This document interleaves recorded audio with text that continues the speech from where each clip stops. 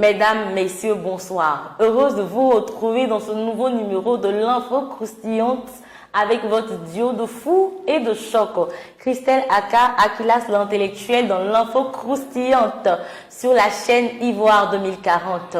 Une émission où les bérets, les congossas, l'affairage, l'actualité, tout est décrypté, est concocté. Un menu juste pour vous à l'ivoirienne. Bienvenue à vous.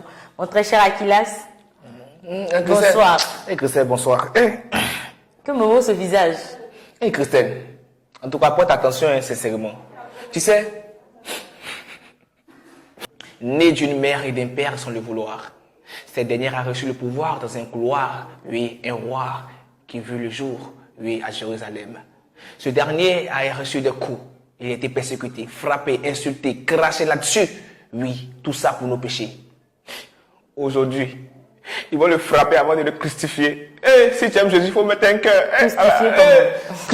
On dit quoi, crucifié. Mais la question fondamentale, est-ce que son âme va reposer en paix? Parce qu'il sera frappé. Mais c'est une question fondamentale. J'ai bien voulu te demander si tu jouais avec lui. Non. Parce que quand j'ai écouté ton slam, j'ai dit waouh, quelle dédicace au Seigneur. C'est profond. Non, on va te la Et puis après, je vois que tu es en train de dérailler. Non, il n'est pas déraillé. Il dit est-ce que son âme va reposer en paix? C'est la question fondamentale. Question. Mais il sait que Damien qui est sur la couverte, il va mettre juste à sa droite. Et lui, il adore Dieu, moi à sa droite. Il y a chez quelqu'un qui se met à ma droite. Ça sera pas toi, en tout cas. La façon dont tu veux parler d'Atalakou là, j'ai l'impression que c'est comme ça, la Maca veut qu'on parle de lui, hein, parce que c'est aussi, il veut l'être à l'actualité. Qui la Maca? Oui. Qu'est-ce qui s'est passé à la Maca? La dernière fois, c'était des passeuses, non? Oui, effectivement. Qui ont essayé de rentrer là-bas avec le baron. Ils ont contre-attaqué. Ils ont contre-attaqué. Actuellement, c'est ceux qui sont là-bas, qui refusent de coopérer, hein. Ils ont mis un peu tout. Comment c'est passé? Non, comment? Explique-moi. Pas expliquer comment on va dire quoi. C'est ça, il dit une émeute. Mais il conteste pas pour dire aux téléspectateurs ce que c'est qu'une émeute. Au fait, moi, j'ai vu ça, j'ai vu émeute. Moi, j'ai pensé que c'était en Amérique. Parce que quand vous faites des trucs, des actualités sur la Côte d'Ivoire, soyez précis, concis. Quand on parle d'émeute, c'est un peu en Amérique. Parce que quand on parle d'émeute en prison, c'est comme s'il y a les meubles.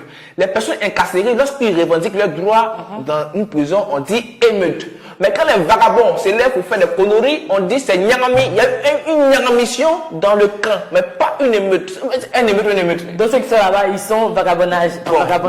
Bon, toi, quand tu les regardes, qui est responsable là-bas? Qui porte veste? C'est un peu ça, cette petite. Je ne compte pas te laisser poursuivre. Je vais juste reprendre la parole. Le lundi 14 avril dernier, une émeute s'est déclenchée au pôle pénitentiaire d'Abidjan parce que les prisonniers contestaient une mesure prise pour lutter contre la drogue dans toutes les prisons de la Côte d'Ivoire. Donc, Akilas, c'est-à-dire qu'ils ont pris une mesure pour ne plus que la drogue, vu que la dernière fois, des petites filles ont tenté de faire passer la drogue. Donc, les prisonniers, étant mécontents, ont décidé de se fâcher, tu vois, de mélanger tout. Donc, dans les vidéos, même, on retrouvait de lacrymogènes un peu partout. Et puis, on a fait état de 12 blessés. Mais heureusement qu'ils ont été pris en charge rapidement. Et tout. Mais, Akila, il y a une chose qui m'inquiète. Il faut me dire laquelle, je te dirai. Et bon, effectivement, c'est ça, il t'attendait. Ici, concentré, il y a la partie essentielle. Mais qu'est-ce qui t'étonne? Ils sont en prison. On monte dans les vidéos, il y a un peu de fumée, d'acrymo et tout. On veut Gbagbo. Le rapport entre moi, j'ai toujours dit que toi, tu aimais mettre la politique et puis tout ensemble. Mais eux-mêmes, ils sont en train de tout mettre dans le cadre de la politique. Parce que je ne vois pas le rapport, hein. Je ne vois pas le rapport du tout. C'est pour pouvoir bien rebondir sur la question fondamentale que tu m'as posée. Tu sais, bizarrement, je me demande si c'est parce qu'ils ont dit le PPACI. C'est son PPA, tu vois, et puis PPACI, qu'ils sont devenus maintenant des pros. Bon, je ne sais pas comment ça se passe. Mais la question fondamentale est la suivante. Mais si les prisonniers aussi devaient voter, ces gars-là,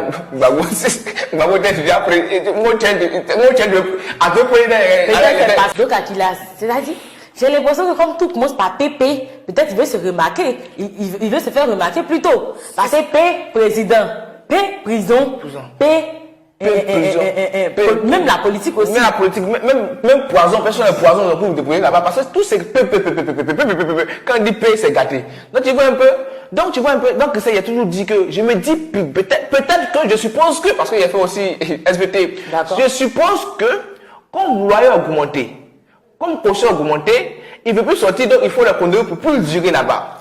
Et je suppose encore que, Comme maintenant, on dit Dieu, quand on va un terrain, c'est tout pour toi. Ils se disent, mais est-ce que les parents vont être délogés? Ils vont dormir où à Abidjan? Ils partent au village. Donc, toutes ces questions, ça rentre un peu profond d'eux. Donc, ils font des conneries pour pouvoir durer là-bas. Et puis maintenant, on dit tous ceux qui ont fait ça là, ils seront plus jugés même. Ils sont déjà là-bas, donc ils sont là encore pour 10 ans. C'est sûr que c'est ce qu'ils ont dit. Parce que c'est l'administration même qui a annoncé que c'était parce qu'ils ont mis une nouvelle règle en place qu'ils sont dans tous leurs états. Ils seront plus jugés. Quelqu'un même, donc, il va rester en prison pour aller à la justice pour devenir en prison. Il va faire tout dans une voiture quand même. Mais pour ça, t'as dit que ça ne va pas plus. Hein. C'est-à-dire, il y a eu 12 blessés. Tu sais, d'abord, quand tu arrives à la Maca, tout le monde est blessé.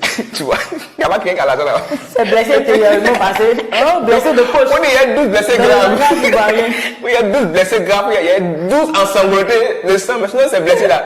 Et tous sont blessés. Même ceux qui les suivaient sont blessés.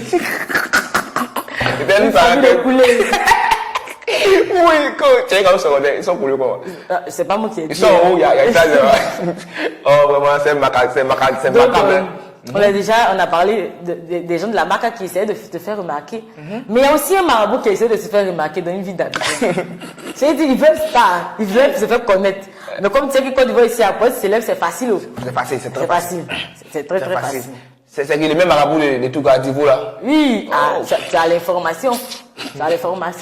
Un marabout dans la ville de Divo a été accusé d'avoir escroqué un certain 9 femmes mariées, je précise, et tentative, fausse promesse plutôt de multiplication d'argent. Tu vois. Donc, vu que c'était comme ça, la population s'est fâchée. Ils ont tenté de faire un lynchage. Donc, tant que la police a entendu qu'il y a un lynchage qui allait se faire, il n'allait pas se faire rater.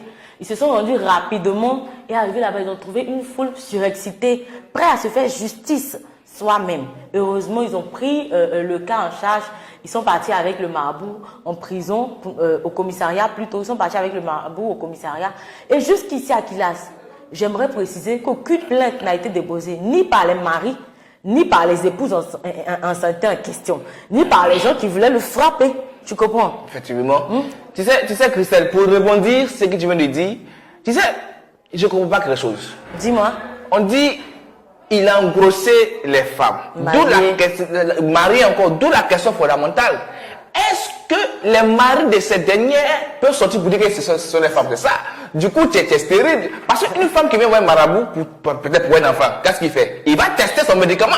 Tu ne peux pas acheter une pandie et aller rouler comme ça. Tu vas d'abord demander à lui qui vend. Roule d'abord la voiture. Tu vois un peu. Roule la voiture. Si ça roule. Tu lui dis de donner le processus. Voilà. La carte pour rouler. Non. Toi-même. Dans le domaine de la télécommunication S, tu vois un peu que S, du bas Sandra, il faudrait que le mec qui te donne le médicament puisse tester. Tu vois un peu. Laisse-nous même lui à parler, lui à communiquer. Il y a des patients qui testent aussi des médicaments parce que je ne rentrerai pas dans ça. Je veux dire que ces femmes-là, elles sont allées faire quoi là-bas? Parce que le marabout, question, il est assis, je suis assis en train de faire ces choses. Toi, tu quittes chez toi à la maison, tu débarques, tu arrives là-bas, tu fais un fourmier, je vais chez quel marabout. Peut-être marabout aussi était joli parce que je ne comprends pas comment elles sont parties se faire santé. Et puis, c'est pas une femme, jusqu'à 9. Et puis, ce sont des femmes mariées, Jean-Louis, c'est son goût qui est là. 9. Mais c'est sur les 9 femmes qui sont venues se déclarer. Est-ce que c'est pas un Balthazar aussi mystérieux? Encore une fois, dans un Balthazar, c'est un fétiche. Mais tout le monde fait, c'est une accusation, rien n'est prouvé. Je veux dire, même si rien n'est prouvé, j'aimerais dire que ici en Côte d'Ivoire, la législation condamne le maraboutisme. Voilà, mais donc du coup on peut le juger. Mais d'où la question fondamentale, Christelle. Ici, c'est pas maraboutisme. Ici, la législation française, j'aimerais dire que la législation ivoirienne condamne le charlatanisme. Si vous ne savez pas, ça existe. Bon, quand on dit charlatanisme, quoi? Pour ceux qui ne comprennent pas, le charlatanisme vient du mot charla, comme Salam Monakuza, c'est un peu en arabe, Salam Tarab, tout ça, mais ça veut dire maraboutage. Maintenant, la question fondamentale, pourquoi, si le charlamentanisme est interdit en Côte d'Ivoire, on ne veut pas le juger? Est-ce que le procureur et le commissaire, c'est pas ce qu'il y a? Mais tu as jugé ton marabout qui va le juger. Je ne réponds pas. Je ne sais pas me poser la question. Je ne réponds pas. C'est commentaire vu. On dit est-ce que. Je me désengage totalement. Bon, je suis un avocat, donc il peut me défendre. C'est ça. Donc, le monsieur, actuellement, même à un moment, il l'a arrêté. Son cœur devait battre, mais il a l'impression qu'il allait se reposer là-bas. Il n'a pas fait un tour de fétiche dans le commissariat là parce qu'ils vont le libérer. À la nuit, on va. Actuellement, les morts se voient à la gare. Ceux qui sont au commissariat là, se voient à la gare. Quand tu viens, tu es ticket pour la quoi, d'abord, qu'on ne paye pas qu'ils nous arrivent. Là, c'est un gars, il te dit, quoi, personne n'est pas là-bas, il n'y a plus plein de temps à dire. Il te fait un point, Le gars est très fort. Il le connaît même. Tu vois, non, c'est comme ça. La Côte d'Ivoire a voulu prendre un ticket. Tu sais ça? Ils ont voulu prendre un ticket pour la finale. Ah. Oui. La canne de U17 là. Oh. Des moins de 17 ans là. Oh, il voit. Ils n'ont pas été ratés des. Ah. Ils avaient comment? Qu'est-ce qui s'est passé? Pas je n'ai pas. Ah! Petit là. Lui qui a raté le penalty là. Non, Côte d'Ivoire. Mais vous savez quoi? Les Maghrébins sont très intelligents. Vous savez, ils ont joué nous, Chalaba, Depeya, ils viennent en Côte d'Ivoire, ils dansaient nous. Vous savez pas que, comme c'est chez nous, ils ont tapé l'œil. Mais ils avaient prévu la canne moins de 17 ans, tu vois un peu. C'est qu'ils nous gagnent. Donc du coup, ils dansaient nous. Ils nous ont pas laissé. Non, ils ont fait fort. Ah, attends, il a expliqué un peu. Sinon, il ne faut pas comprendre. Peut-être d'autres même, ils sont comme nous ici, il n'y a pas de ballon. Donc, madame, maman, explique. Laisse-moi expliquer alors. La Côte d'Ivoire a été éliminée en demi-finale de la CAN U17 comme du n'importe quoi face au Maroc, au tir au but. C'est-à-dire que pendant les 90 minutes, ils ont tenu. Le match était bien, mais ils n'ont pas marqué de but. Donc, vu qu'ils n'ont pas marqué de but, ils sont allés au penalty. Et ça a été la chance, pour ne pas dire, faut pas, je vais être méchante. Le Maroc a remporté 4-3 face à la Côte d'Ivoire. Donc, on a perdu. On voulait aller affronter le Mali. C'est-à-dire, on voulait aller, nos frères là, les titiller un peu, couper les cœurs. Mais toujours, eux-mêmes, ils savent qu'on met pression sur eux. Mais, Maroc, ils n'ont pas été bien du tout. Et puis, les Ivoiriens, ils ont dit, et puis d'autres personnes aussi ont affirmé qu'ils ont mis lumière bleue, parenthèse. Je ne sais pas si c'est vrai ou même si c'est parce que nous ont gagné, vous ne voulez pas admettre, mais affaire de lumière bleue là. Au fait, amitié là va finir. Au fait, la lumière bleue dont on parle, c'est un peu, vous avez compris ça, c'est le thème théorique, conception spirituellement, c'est comme il a fait un peu le divin. Quand on parle de lumière bleue, c'est comme si on parlait des nuages lancés dans les yeux, et tu vois un peu, lancés dans les yeux, tu vois un peu. Donc, tu vois, pour blaguer. Et cette lumière bleue a commencé depuis la canne. Des grains. Parce qu'ils nous ont blagué. Quand ils lumière bleue, c'est une expression un peu, c'est un peu, on dit lineman bleu, c'est un peu en espagnol. Ça veut dire blaguer, essayer de mentir. Lineman bleu. Lineman bleu. C'est français. Que je ne vais pas tout le temps. Sinon, je vais expliquer français. C'est mieux que ça, bref. Donc, tu vois un peu. Donc, ils nous ont blagué. Tu vois un peu. Ils ont dit qu'on est ensemble. Donc, ils vous disent en même temps, soyons vigilants. Non, ça, au Maroc. Soyons vigilants. Mais il ne faut pas te presser, hein. Soyons vigilants. Parce que la canne, qui est en au Maroc, là, on va pour gagner. On va pour remporter 4 étoiles. J'ai dit à mon mari de 3 étoiles, ils sont en train d'apprêter 4 étoiles pour mettre dessus. On va pour gagner. Tu peux gagner, c'est comme voilà. On partit avec le marabout qui nous a attrapé là. Lui qui a fait, on partit avec lui. On partit avec, on appelle Aziz 47. On partait qui encore? Il y a quelqu'un qui. La vieille Akajou. La vieille Akajou, on partait elle. Eux vont jouer tout plein. Le marabout du jet défense. Moi, tu as fait aussi, les gens m'ont dit que c'était maraboutage, on s'en fait gagner. Où ça a réussi à lancer bleu, jaune, c'est rouge. Et maintenant, rouge. Mais tout n'est pas encore taille. On cherche la. On a 3e place avec le Burkina. Donc, un match va se jouer contre la. Contre l'AS. Oh, l'AS. Non, regarde. C'est pas notre frère. C'est pas parler. L'AS, on va parler vos distances. L'AS, on va vous taper. C'est pas musulman même, on va vous taper. C'est fini, on n'est pas camarades, on vous tape. C'est pas. On dit quoi bleu, on dit quoi bleu. On dit quoi bleu. Donc, pour avoir la lumière rouge. Tu connais l'infrarouge? Tu connais l'infrarouge? Tu connais pas, on peut demander quand le président passe là. Infrarouge. On n'a pas été premier, on a fait été 2e. 3e place à ce moment, les Ivoiriens attendent. Ils sont découragés, puis 3e place à ce moment, ils attendent. Donc, débrouillez-vous les gars. Vous allez nous ramener la 3e place. Parce que face au Burkina, en ce moment, vous ne pouvez pas mettre nos visage à terre. Maroc nous a déjà blagué, on a accepté. Parce que pour les que les Burkinabés font, qui sont bien doux, les gars nous servent ici, pourquoi ils vont nous corrompre avec? On est fait pour gagner. Tu comprends? Mais tu sais, il y a beaucoup d'étoiles. Il y a beaucoup d'étoiles là. On a une 3e étoile. D'accord. 3e étoile. On peut prendre la 3e place. D'accord. Et encore, il y a une 3e mandat. Ça va trop. Je m'enlève les mains. Non, yes. Donc, juste avant de mettre fin à l'émission, je repasse la parole à Adidas. Il va prendre sa veste, son manteau de professeur et nous enseigner sur la vie, sur 2 mots du mot français. Adidas.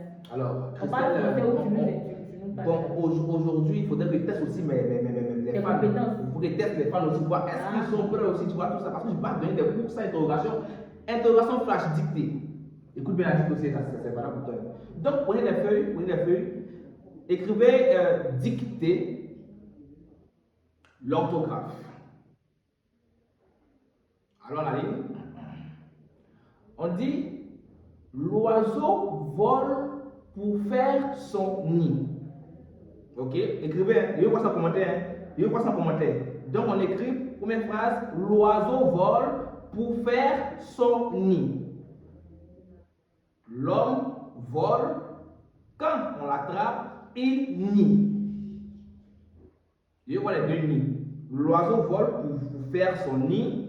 L'homme vole, quand on l'attrape, il nie. Je vois les deux nids. Un des deux, qui a la question fondamentale, question, compréhension du test, question, quel est le vrai nid? De poulet ou de oiseau? C'est pas. Dans la question fondamentale, quel est le vrai nid? Ça, c'est 10 points. Maintenant, positionnez-moi ce verbe-là au passé composé. Le vrai nid. Je reprends la parole pour mettre fin à cette émission. Parce que ce monsieur, il est en train de vraiment abuser de ma patience. Et à vous de toujours nous suivre sur la chaîne Ivoire 40, j'aimerais signifier que la personne qui trouve la question du professeur Atlas sera citée dans la prochaine. On va te saluer, on va ta photo, tu seras salué. Donc, ce que je t'ai dit là, c'est pas parole. Faut aller Merci d'avoir suivi ce programme. À la prochaine. Au revoir. I love you. Pakinou, love you.